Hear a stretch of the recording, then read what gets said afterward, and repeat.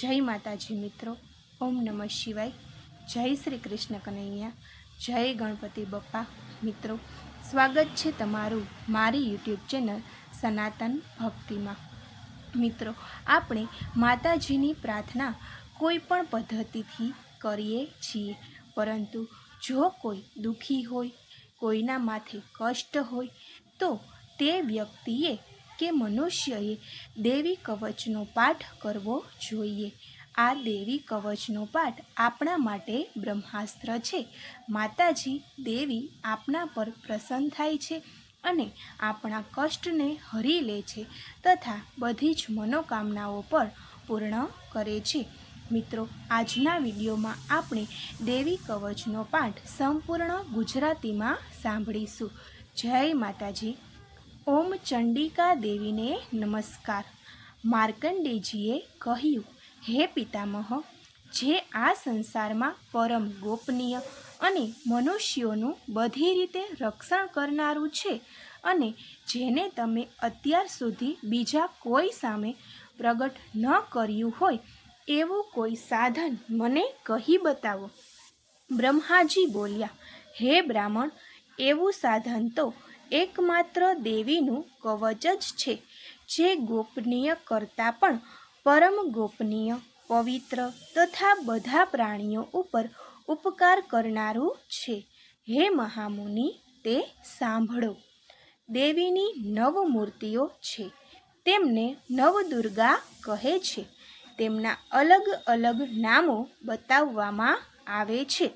પહેલું નામ શૈલપુત્રી છે, બીજું નામ બ્રહ્મચારિણી છે, ત્રીજું ચંદ્રઘંટાના નામે પ્રસિદ્ધ છે, ચોથી મૂર્તિને કુષ્માંડા કહે છે, પાંચમી દુર્ગાનું નામ સ્કંદમાતા છે, છઠ્ઠી દુર્ગાનું નામ કાત્યાયની છે, સાતમું સ્વરૂપ કાલરાત્રિ, આઠમું સ્વરૂપ મહાગૌરી અને નવમી દુર્ગા એટલે સિદ્ધિદાત્રી।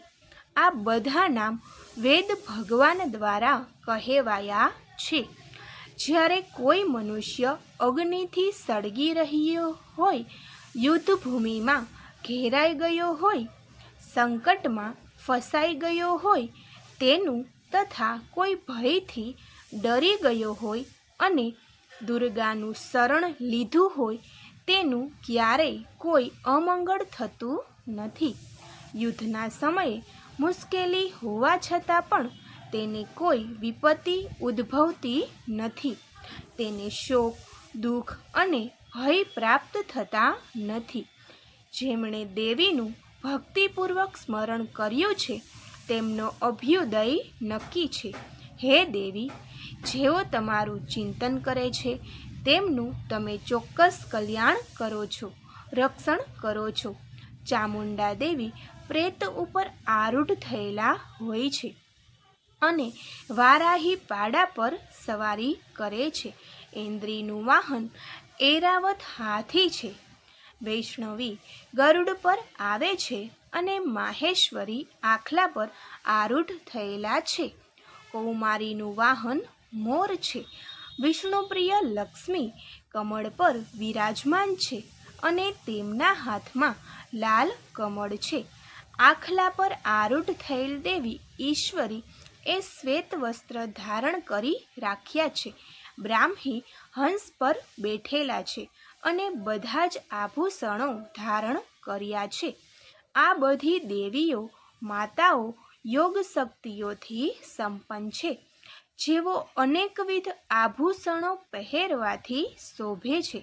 તેમણે અનેક રત્નો ધારણ કર્યા છે, ક્રોધથી ભરેલી છે અને ભક્તોનું રક્ષણ કરવા રથમાં બેઠેલી છે। આ દેવીઓના હાથમાં શંખ, ચક્ર, ગદા, શક્તિ, હળ, મૂસળ, ખેટક, તોમર, કુહાડી, દોરડું, કુંત, ત્રિશૂળ અને ઉત્તમ શાગ ધનુષ્ય ધારણ કરેલા છે। દૈત્યોના શરીરનો નાશ કરવો અને ભક્તોને અભયદાન આપવું, દેવતાઓનું હિત કરવું એ તેમના શસ્ત્ર ધારણનો ઉદ્દેશ્ય છે। મહારુદ્ર રૂપ અત્યંત ઘોર પરાક્રમી, મહાબલી અને મહા ઉત્સાહયુક્ત હે દેવી, તમે મહાન ભયનો નાશ કરનારા છો. તમને નમસ્કાર છે. તમારી સામે જોવું પણ મુશ્કેલ છે. શત્રુઓનો ભય વધારનારાએ હે જગદંબિકા, મારું રક્ષણ કરો. પૂર્વ દિશામાં ઇન્દ્રિય શક્તિ મારું રક્ષણ કરે. અગ્નિ ખૂણામાં અગ્નિશક્તિ, દક્ષિણ દિશામાં વારાહી તથા નૈઋત્ય ખૂણામાં ખડગધારિણી મારું રક્ષણ કરે. પશ્ચિમ દિશામાં વારુણી અને વાયવ્ય ખૂણામાં હરણ પર સવારી કરનારા દેવી મારું રક્ષણ કરો. ઉત્તર દિશામાં કુમારી અને ઈશાન ખૂણામાં શૂલધારિણી મારું રક્ષણ કરો. હે બ્રાહ્મણી, તમે ઉપરની બાજુએ મારું રક્ષણ કરો. હે વૈષ્ણવી, તમે નીચેની બાજુએ મારું રક્ષણ કરો. આ જ પ્રમાણે સબ જેનું વાહન છે તે ચામુંડા દેવી દસે દિશાઓમાં મારું રક્ષણ કરો. જ્યાં આગળની બાજુએ અને વિજયા પાછળની બાજુએ રક્ષણ કરે.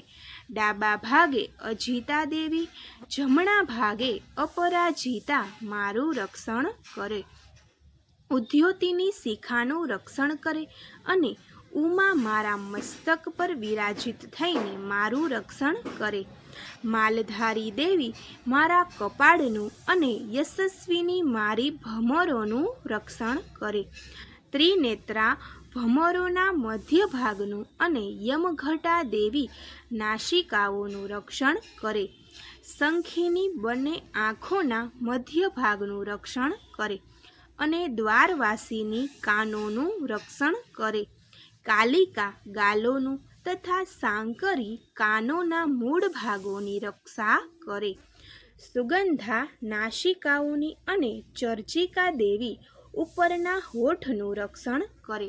અમૃતકલા નીચેના હોઠનું અને સરસ્વતી જીભનું રક્ષણ કરે. કૌમારી મારા દાંતોનું અને ચંડિકા કંઠ ભાગનું રક્ષણ કરે. ચિત્રઘંટા ગળાની ઘંટિકાનું અને મહામાયા તાળવાનું રક્ષણ કરે. કામાક્ષી દાઢીનું અને સર્વમંગલા મારી વાણીનું રક્ષણ કરે. નીલગ્રીવા કંઠના બહારના ભાગનું અને અન્નનલિકાનું કૌબેરી દેવી રક્ષણ કરો. ખડગીની બંને ખભાઓનું અને વજ્રધારિણી મારા બંને બાહુઓનું રક્ષણ કરો.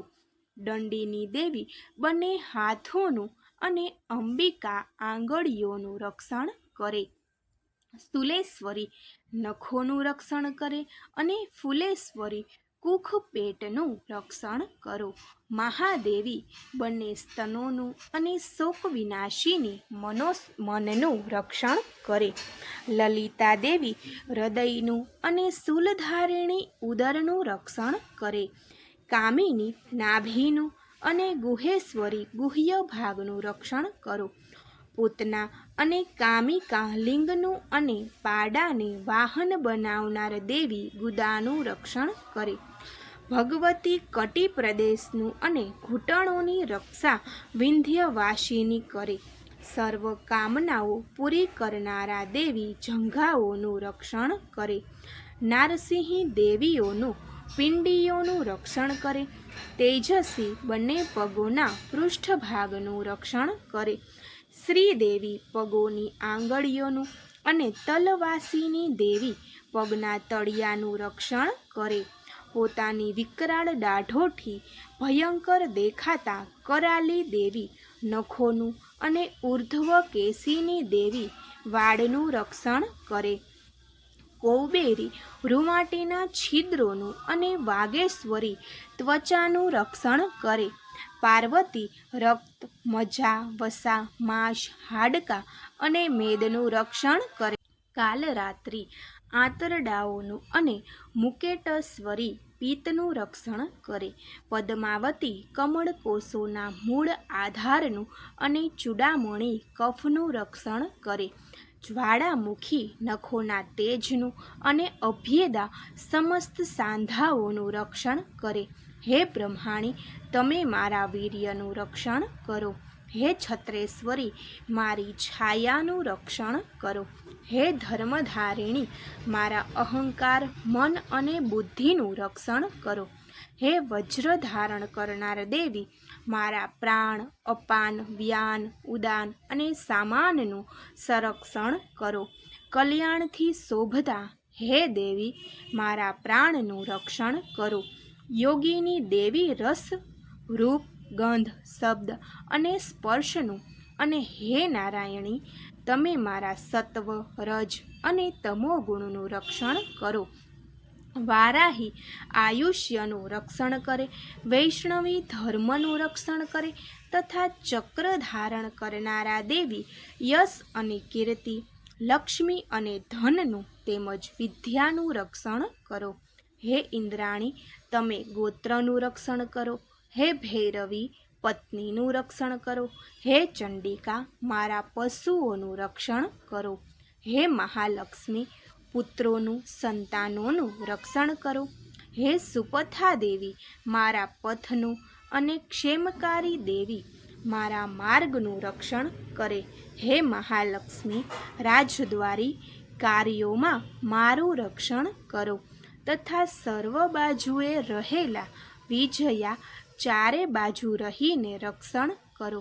હે દેવી, જે સ્થાન કવચમાં કહેવાયું નથી અને તેથી રક્ષણ વિનાનું છે, તે બધા સ્થાનો તમારા વડે સુરક્ષિત થાય, કારણ કે તમે વિજયશાલિની અને પાપનાશિની છો.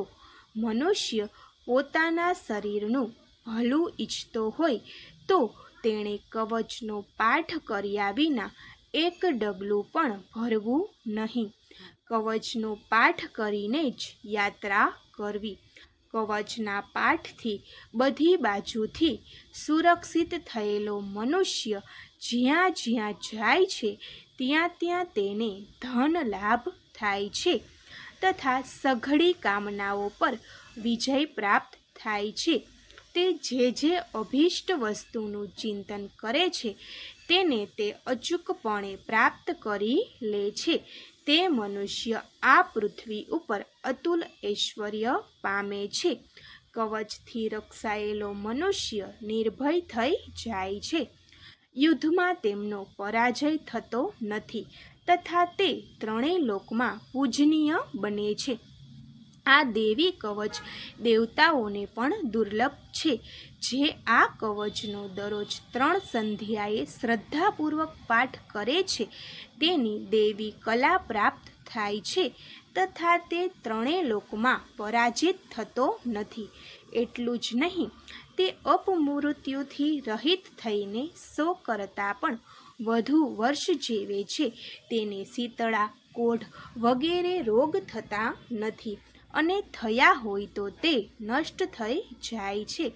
ભાંગ, અફીણ, ધતુરો વગેરેનું ઝેર કે સાપ વગેરેના કરડવાથી ચડતું ઝેર, અહીં સર્પનું ઝેર અને તેલના મિશ્રણથી બનેલું કૃત્રિમ ઝેર, આ બધા પ્રકારના ઝેર ઉતરી જાય છે અને તેની અસર થતી નથી.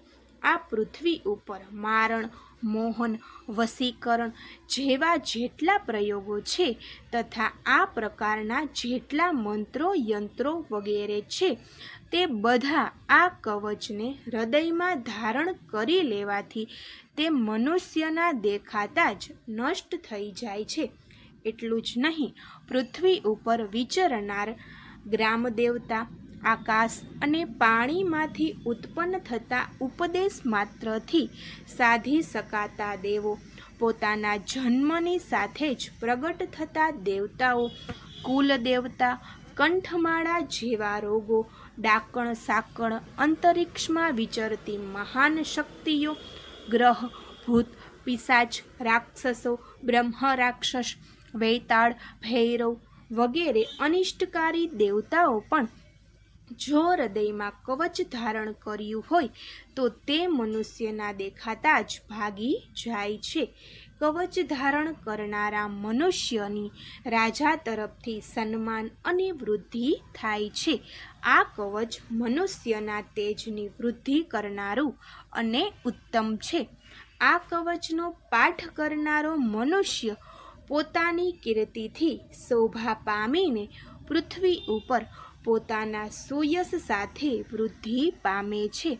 જે પહેલા કવચ કરીને સપ્તસતી ચંડી પાઠ કરે છે તેની જ્યાં સુધી વન પર્વત હોય ત્યાં સુધી તે આનંદથી યુક્ત આ પૃથ્વી ઉપર રહે છે.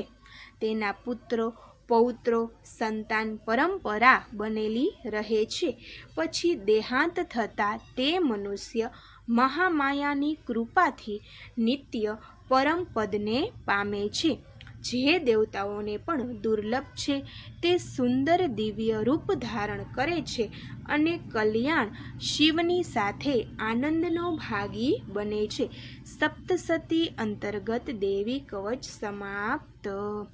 જય માતાજી મિત્રો, તો તમે પણ આ દેવી કવચનો પાઠ નિત્ય કરો અથવા સાંભળો તો માતા દેવી તમારી બધી જ મનોકામનાની પૂર્તિ કરશે, તમને બધા જ સંકટોમાંથી પણ બચાવી લેશે અને તમને તમારા પરિવારને સુખ શાંતિ અને સમૃદ્ધિ અર્પણ કરશે. જય માતાજી. મિત્રો, તમને મારો આજનો આ વિડીયો પસંદ પડ્યો હોય તો લાઈક કરજો, શેર કરજો અને ચેનલને જરૂરથી સબસ્ક્રાઈબ કરજો. ઓમ નમઃ શિવાય. જય શ્રી કૃષ્ણ કનૈયા. જય ગણપતિ બપ્પા.